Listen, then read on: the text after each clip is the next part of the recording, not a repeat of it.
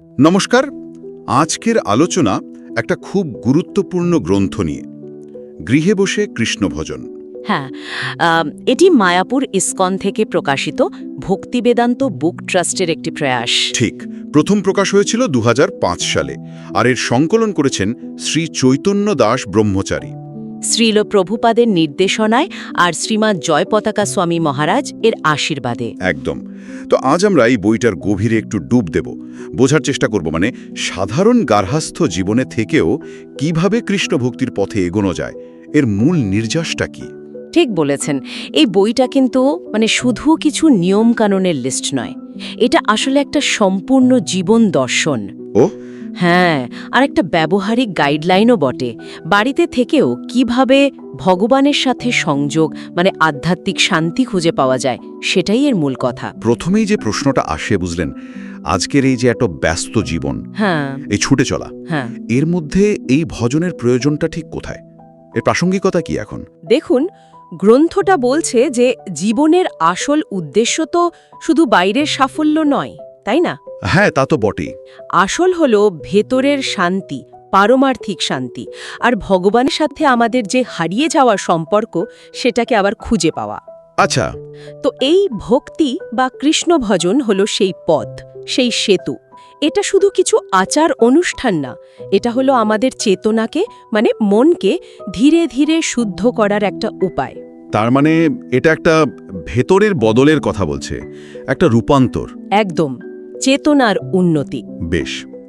আচ্ছা, এই রূপান্তরের জন্য বাড়িতে একটা ঠিকঠাক পরিবেশ, উপযুক্ত পরিবেশ তৈরির কথাও কি বলা হয়েছে? অবশ্যই, খুব জোর দেয়া হয়েছে এর ওপর। একটা শুদ্ধ, শান্ত, সাত্ত্বিক পরিবেশ। সাত্ত্বিক?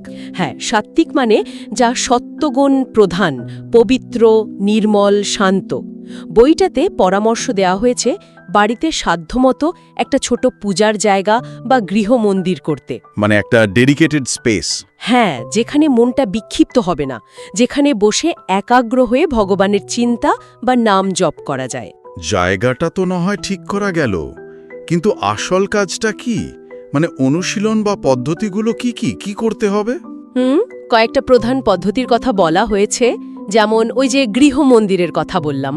হ্যাঁ, সেখানে সাধ্যমতো ভগবান শ্রীকৃষ্ণের ছবি বা ছোট মূর্তি, যাকে বিগ্রহ বলে, সেটা স্থাপন করে তার প্রতিদিন সেবা করা। সেবা ঠিক কি রকম? সেবা ধরুন, বিগ্রহকে স্নান করানো, সুন্দর পোশাক পরানো, ফুল চন্দন দেয়া, ভোগ নিবেদন করা, খাবার দেয়া। আচ্ছা আচ্ছা। আর দিনে নির্দিষ্ট সময়ে আরতি করা, প্রদীপ ঘুরিয়ে ভগবানের আরাধনা করা। আরতির কথা যখন এলো, তুলসী দেবীর সেবার কথাও তো খুব শুনি। হ্যাঁ হ্যাঁ, খুবই গুরুত্বপূর্ণ।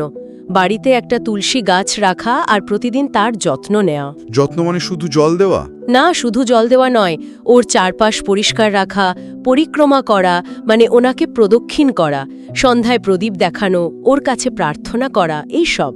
ও, তুলসীকে তো শুধু একটা গাছ হিসেবে দেখা হয় না, উনি ভগবানের খুব প্রিয় ভক্ত, তাই তার সেবা করলে ভক্তিপথে এগোতে খুব সাহায্য হয়। বুঝলাম। আর এই যুগে কলিযুগে হরিনাম জপ বা সংকীর্তনের উপর তো খুব জোর দেওয়া হয়। একদম, এটাই হয়তো সবচেয়ে জরুরি অনুশীলন। ওই যে মহামন্ত্র, হরে কৃষ্ণ হরে কৃষ্ণ। হ্যাঁ, হরে কৃষ্ণ কৃষ্ণ কৃষ্ণ হরে হরে, হরে রাম রাম রাম হরে হরে। এই 16 নাম 32 অক্ষরের মন্ত্রটা প্রতিদিন নিয়ম করে জপ করার কথা বলা হয়েছে। জপমালায়? হ্যাঁ, জপমালায়, নির্দিষ্ট সংখ্যায়। একেই বলে হরিনাম জপ। আর সকলে মিলে একসাথে ভগবানের নাম গান করা, সেটা হলো সংকীর্তন। আচ্ছা। গ্রন্থ অনুসারে এই নাম জপই হলো এই যুগের মানুষের জন্য নিজেকে শুদ্ধ করার আর ভগবানের প্রতি ভালোবাসা জাগানোর প্রধান রাস্তা। এটাই মূল স্তম্ভ বলা যেতে পারে। একটা দৈনন্দিন রুটিন, একটা নির্দিষ্ট জীবন ছন্দ, সেটার কথাও কি আছে? হ্যাঁ, একটা আধ্যাত্মিক রুটিনের কথা বলা আছে বইকি। যেমন খুব ভোরে ওঠা, ব্রাহ্ম মুহূর্তে। ব্রহ্ম মুহূর্ত সূর্য ওঠার আগে? হ্যাঁ, সূর্যোদয়ের আগের সময়টা। ওই সময়টা নাকি আধ্যাত্মিক অনুশীলনের জন্য খুব ভালো। উঠে মঙ্গল আরতি করা, দিনের প্রথম পুজো, তারপর জপ করা, শাস্ত্র পড়া, যেমন গীতা বা ভাগবত। এই রুটিনটা আসলে মন আর ইন্দ্রিয়গুলোকে একটু নিয়ন্ত্রণে রাখতে সাহায্য করে। তার এটা শুধু কিছু নির্দিষ্ট সময়ের কাজ নয়, বরং একটা টোটাল লাইফস্টাইল। এর সাথে ফিলোসফি বা জীবনযাপনের নিয়মও জুড়ে আছে। ঠিক এখানেই বিষয়টা আরও গভীর হচ্ছে। বইটাতে শুধু কিভাবে করব হাউ টু নেই, কেন করব ওয়াই, আর তার পেছনের দর্শনটাও আছে। যেমন ধরুন বিভিন্ন স্তোত্র, প্রার্থনা, মঙ্গলাচরণ, মানে শুভ কাজের শুরুতে যা বলা হয়, গুরুবন্দনা, ভগবানের কাছে নিজেকে সঁপে দেওয়া বা শরণাগতির ধারণা। ওফ, বেশ গভীর। এমনকি শ্রী চৈতন্য মহাপ্রভুর দেওয়া শিক্ষাষ্টকম, ভক্তিপথের 8টা মূল শিক্ষা, সেগুলোরও উল্লেখ আছে। বাহ! আর তার সাথে আছে কিছু নিয়ম কানুন, মানে প্র্যাকটিক্যাল লাইফে চলার জন্য। যেমন 4টে মূল নিয়ম মানা: আমিষ না খাওয়া, নেশা না করা, অবৈধ সঙ্গ না করা, আর জুয়া না খেলা। এগুলোকে কি অবশ্য পালনীয় বলা হয়েছে? হ্যাঁ, এগুলোকে ভক্তিমূলক জীবনযাপনের ভিত্তি হিসেবে দেখা হয়।